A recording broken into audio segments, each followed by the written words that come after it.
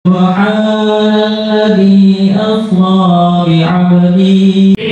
akan mencoba menggali hikmah. Allah ingin menunjukkan tanda kuasa.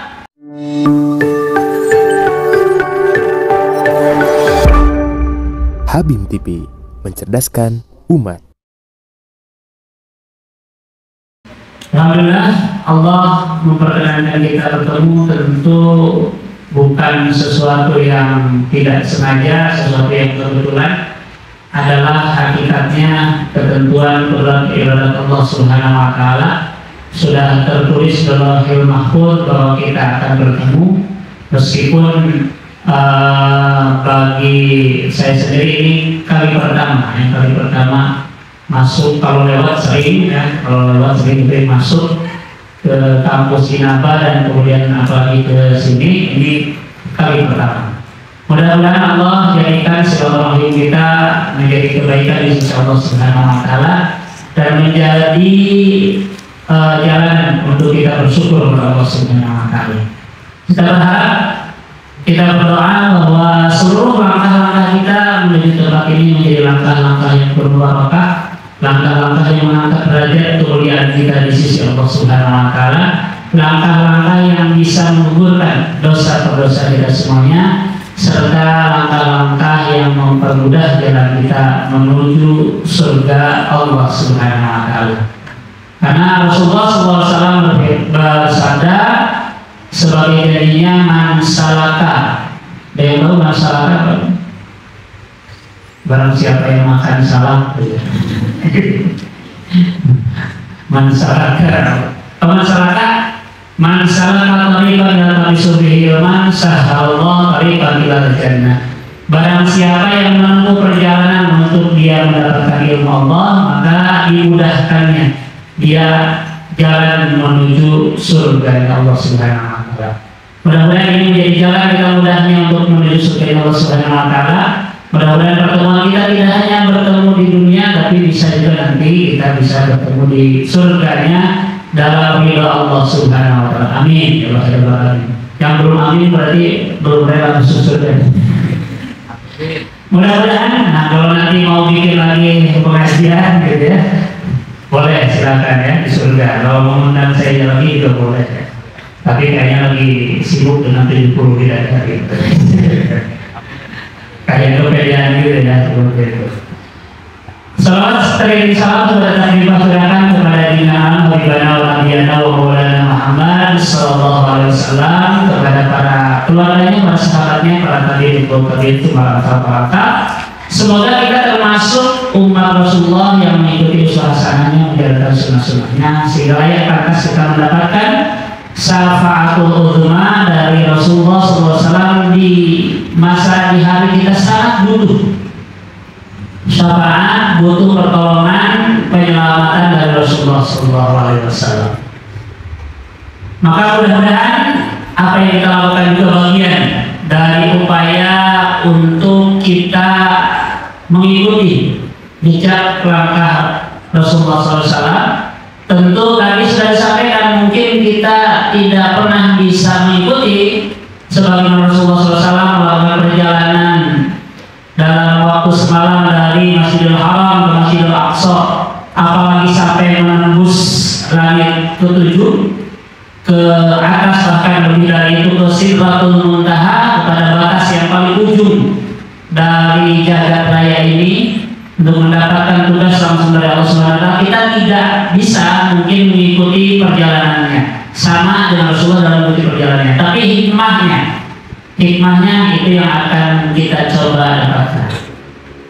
Ya, sering kemudian peringatan Isra Mi'raj kita kalau di Sunda, di Bandung mungkin disebutnya Rajaban. Nah, ini harus ditanyakan juga, ini sponsornya Michelin, Bridgestone, Goodyear atau apa nih sponsornya? Kan Rajaban ya, Rajanya Ban ya. Rajaban apa ya, atau IRC. Nah, penting teman-teman sekalian, ini izin sambil beri saja supaya bisa, ini ada spidol, ada otomatis kalau tidak digunakan mubazir ya. Jadi teman-teman sekalian mungkin mengetahui bahwa peristiwa Isra dan Mi'raj Rasulullah SAW diabadikan oleh Allah di dalam surat apa? Teman-teman, surat tadi dibacakan oleh Kang Fatul, surat apa? Al-Isra. Surat Al-Isra surat berapa dari Al-Quran? Surat berapa? Yang tahu? Cuma yang tahu. Surat ke-17 ya, surat ke-17 dari Al-Quran, surah Al-Isra ayat 1 ya. Jadi dalam surat Al-Isra surat ke-17 ya, ayat 1 disebutkan tentang peristiwa Isra ya, tentang peristiwa Isra-nya. Peristiwa Mi'rajnya ada nanti dalam surah An-Najm ya, seperti itu ya, tentang bagaimana Rasulullah SAW sampai ke Sidratul Muntaha. Allah menyebutkan perjalanan Rasulullah di malam hari di satu malam. Tadi disebutkan Subhanalladzi Maha Suci Zat Allah Asra, yang telah memperjalankan. Jadi bukan Rasulullah SAW berjalan sendiri, melakukan perjalanan sendiri, tapi diperjalankan oleh Allah.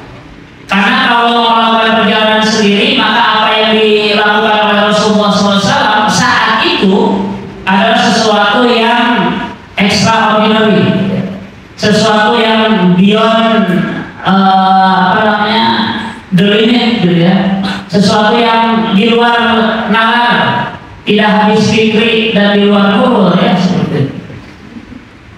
Kenapa? Karena tidak mungkin ada orang yang bisa melakukan perjalanan sekitar berapa mungkin 4.500 km di dalam waktu satu malam. Saat itu menggunakan kendaraan kuda saja butuh 1 bulan perjalanannya, apalagi ini tidak diceritakan pakai kendaraan apa. Jadi kemudian itulah yang sampai membuat Abu Jahal gitu ya, ini kemudian menemukan, wah benar sekarang ada faktanya Muhammad udah gila gitu ya, seperti itu.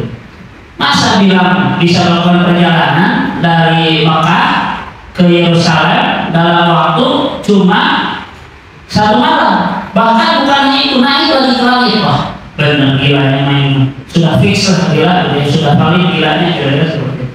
Sehingga kemudian teman terburu-buru datang kepada Sayyidina Abu Bakar untuk Abu Bakar, nih sekarang ada di faktanya nih Muhammad dia udah gilanya benar nih, ada faktanya apa? Masa dia bilang melakukan perjalanan 1 malam dari Makkah ke Yerusalem, dari Masjidil Haram ke Masjidil Aqsa, naik ke langit lagi dalam 1 malam? Ah benar, gak ada orang yang bisa melakukan perjalanan seperti itu. Benar Muhammad itu gilanya benar. Kalau gak gila itu kampung, ini babat kayaknya seperti itu. Apalagi Nopik yang tidak ada gambar Nopik hoax. Jadi kayaknya hoax nih, gitu ya. Tapi kemudian apa jawaban Sayyidina Abu Bakar? Apa siapa yang mengatakan itu? Muhammad, teman kamu, sahabat kamu yang kamu anggap baik, benar dan sebagainya, dia sudah melakukan kebohongan atau bahkan sudah gila seperti itu. Maka Sayyidina Abu Bakar mengatakan, kalau Muhammad yang mengatakannya, jangankan seperti itu, lebih dari itu pun aku percaya. Kira-kira kalau diterjemahkan secara ini mas, secara gampangnya, jangankan sekali, mau 10 kali bolak-balik itu Masjidil Haram, Masjidil Aqsa, ke langit berkali-kali dalam waktu 1 malam, percaya, aku akan membenarkan. Betul. Jadi saat itu sesuatu yang di luar mulut, ya, bahwa ada orang yang mampu melakukan perjalanan dalam 1 malam dari Makkah ke Yerusalem, Palestina pada saat itu sesuatu yang tidak mungkin. Tapi Allah katakan yang mulai dengan kalimat Subhanalladzi asra bi'abdihi lailan minal Masjidil Haram ila Masjidil Aqsa. Maha suci zat Allah. Artinya Allah tidak bisa disandarkan dengan keterbatasan makhluk. Bagi Allah mudah saja memperjalankan hambanya dari Masjidil Haram ke Masjidil Aqsa dalam 1 malam. Bahkan tadi sebagaimana disampaikan oleh Abu Bakar, lebih dari itu pun bisa bagi Allah Subhanahu wa Ta'ala. Yang kemudian diberkahi tanah-tanah di sekitarnya. Untuk apa Allah kemudian memperjalankan Rasulullah SAW dan Masjidil Haram, Masjidil Aqsa, bahkan naik Sidratul Muntaha, adalah linuriyahu min ayatina, linuriyahu supaya kami memperlihatkan kepada Muhammad min ayatina, dari tanda-tanda kekuasaanku, dari ayat-ayat kami. Innahu was-sami'ul basir, sesungguhnya Allah Maha mendengar, Maha melihat. Jadi ini bagian dari Allah ingin menunjukkan tanda kuasa, tanda kebesarannya, bahwa mudah bagi Allah Subhanahu wa Ta'ala melakukan hal-hal yang tadi yang di luar nurul sekalipun, ya, yang tidak bisa terpikirkan oleh manusia saat itu. Sekarang mungkin kita agak bisa menerima peristiwa itu karena dengan pesawat jet dan ini bisa, ya, kemudian sampai dari Masjidil Haram ke Masjidil Aqsa dalam beberapa waktu seperti itu, ya, tidak sampai seharian, sebenarnya bisa. Tapi saat itu orang tidak terpikirkan ada teknologi yang seperti itu. Teknologi manusia saja sekarang bisa, apalagi teknologi Allah. Kira-kira seperti itu. Apalagi kekuasaan Allah. Maka linuriyahu min ayatina, untuk supaya kami menunjukkan kepada Muhammad tanda bukti kekuasaan. Kenapa sampai? Ya, ini kenapa sampai kemudian Rasulullah SAW harus diberikan, harus ditunjukkan tanda bukti kekuasaan Allah Subhanahu wa Ta'ala? Kenapa? Kira-kira kenapa? Ada yang tahu nggak kenapa? Nah, jawabannya bisa kita lihat nanti adalah dalam surat yang sama, surat 17 juga, ya, dari ayat 73 sampai ayat 81. Surat Al-Isra ayat 73 sampai ayat 81. Di mana ini kemudian ayat-ayat ini memberikan gambaran utuh secara keseluruhan tentang apa yang menjadi latar belakang the big why-nya Rasulullah SAW di Isra dan di Mi'raj. Kemudian apa yang dibawa oleh Rasulullah SAW dalam proses Isra dan Mi'raj tersebut, dan apa dampak dari Isra dan Mi'raj ini kepada perjalanan dakwah perjuangan Rasulullah SAW. Jadi kalau dalam satu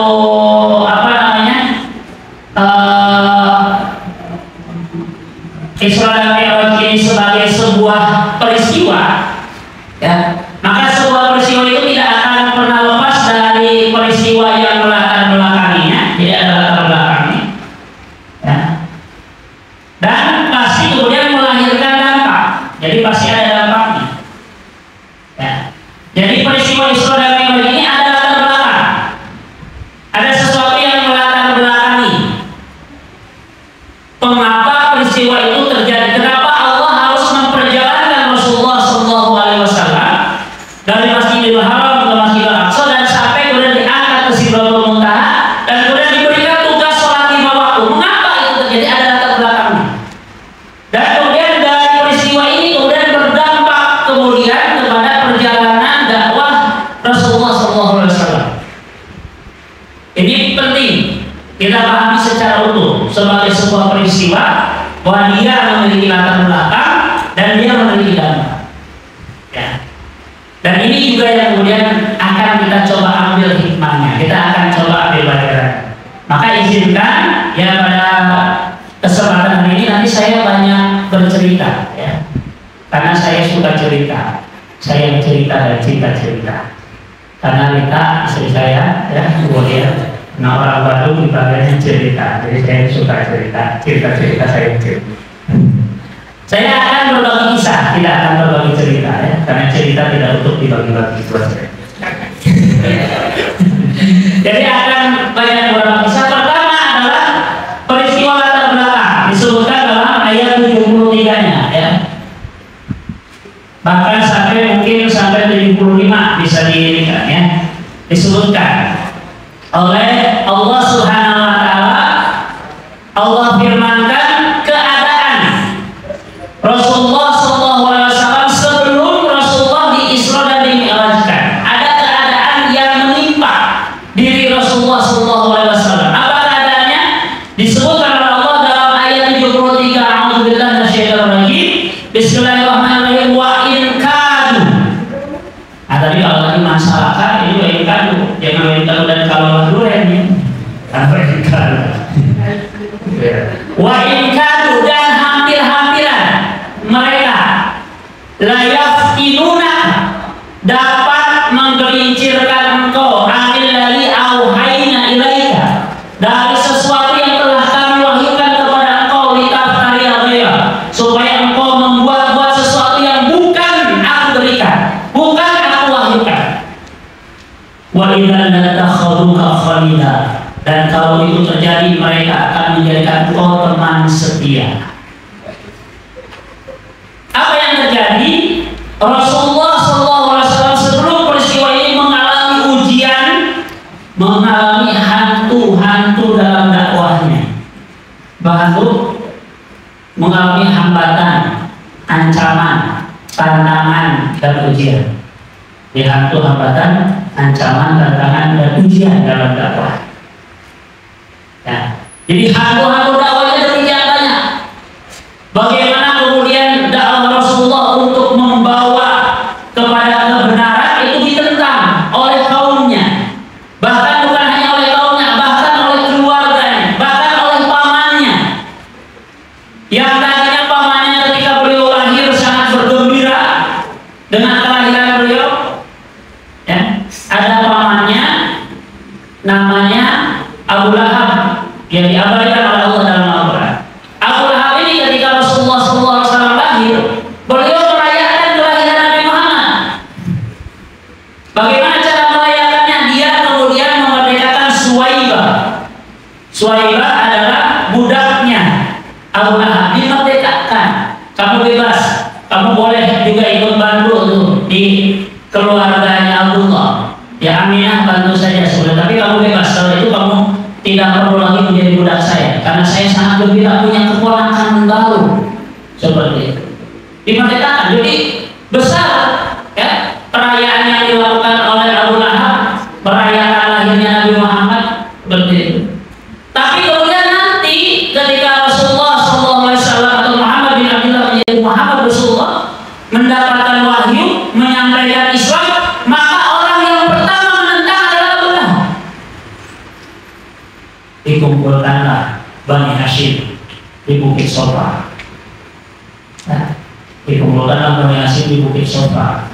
Semuanya dikumpulkan, kemudian Rasulullah menyampaikan, wahai saudara-saudaraku Bani Hashim, apa pendapat kalian jika aku katakan bahwa dari balik bukit ini akan datang sepasukan berkuda yang menyerang kalian? Apa pendapat kalian tentang perkataanku ini? Apa jawaban dari Bani Hashim? Sebelumnya pada saat itu mereka mengatakan, engkau benar Muhammad, engkau benar, karena engkau tidak pernah kemudian berbohong. Kami tidak pernah mendapati engkau seorang yang berdusta, tidak pernah modus gitu ya, modal dusta. Jadi karena tidak pernah berdusta maka pasti engkau benar. Oke, baik kalau begitu, ini faktanya. Aku akan sampaikan kebenaran. Dan apabila kalian berpegang kepada kebenaran yang aku sampaikan ini, maka kalian bisa menjadi penguasa bukan hanya di Jaziratul Arab, tapi sampai kepada seluruh dunia. Mau nggak? Mau aja atau mau banget? Mau banget. Ya. Nih, ini faktanya. Ini Rasulullah ilaikum jami'ah. Sungguhnya aku adalah Rasul, utusan bagi kalian semuanya. Apa reaksinya? Apa yang terjadi? Yang tadi mereka mengatakan sesuatu perkara yang tidak benar, sesuatu perkara yang hanya kira-kira, thoughts eksperimen kalau kata Rocky Gerumah gitu ya, seperti itu. Ya, bahwa akan ada di balik bukit ini yang melakukan penyerangan, itu kemudian mereka percaya. Tapi begitu sesuatu yang nyata, yang mereka kemudian itu rasakan sesuatu yang demikian dahsyat, bahwa aku adalah Rasul bagi kalian semuanya, maka berdiri Abu Lahab lantang kemudian dia katakan, "Tobat ya Muhammad." Yang ada, mohon maaf, tobat ya Nabi Muhammad, tobat ya Muhammad, celaka dengan engkau wahai Muhammad. Untuk ini kami dikumpulkan, ngapain kamu mengumpulkan kami seperti ini? Hanya untuk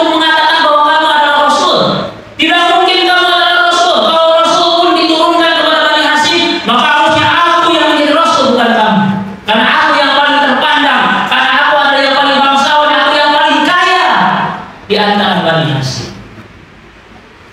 Maka ucapan Abu Lahab ini dibalas oleh Allah Subhanahu wa taala dengan surah Al-Lahab. Tabbat yada Abi Lahab wa tab ma aghna anhu maluhu wa ma kasab. Celaka tangan Abu Lahab dan tidak ada cukupnya, tidak bisa mencukupi apa harta dan apa yang dia usahakan.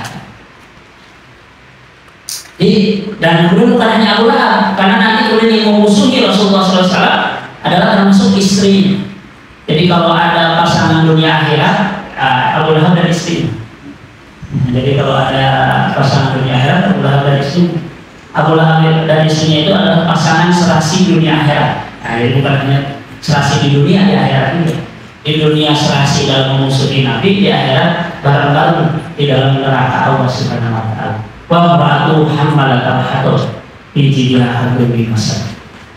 Dan bukan hanya Allah, berarti penentangan demi penentangan berlaku kepada Rasulullah SAW, dan kemudian ada upaya yang demikian represif kepada pengikut-pengikut Nabi Muhammad SAW. Orang yang ketahuan kemudian menerima Islam, maka mereka akan mendapatkan upaya-upaya represif. Ada yang ditangkap atau ada yang diikat, kemudian dibaringkan di digulur pasir, ditindih dengan batu, dicambuki oleh majikannya, seperti kasusnya Bilal bin Rabah. Kita tahu siapa.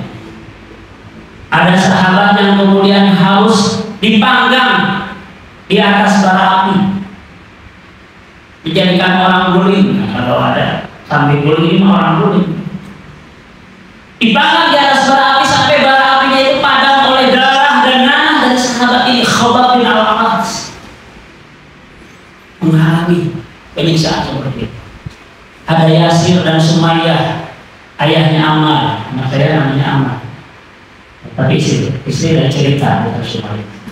Jadi Yasir dan Sumayyah yang harus dibunuh, Yasirnya dibelah dengan ditarik oleh kuda, Sumayyahnya ditombak dari bawah sampai tembus ke atas seperti itu. Untuk karena mereka berpegang kepada Islam. Penentangan demi penentangan, dan bukan hanya kepada para sahabatnya, termasuk kepada Rasulullah SAW. Penentangannya demikian dahsyat, dan puncaknya kemudian dari segala penentangan itu, maka bersepakatlah orang-orang Quraisy untuk kemudian memboikot, mengembargo Rasulullah SAW di sebuah lembah yang disebut dengan Syai.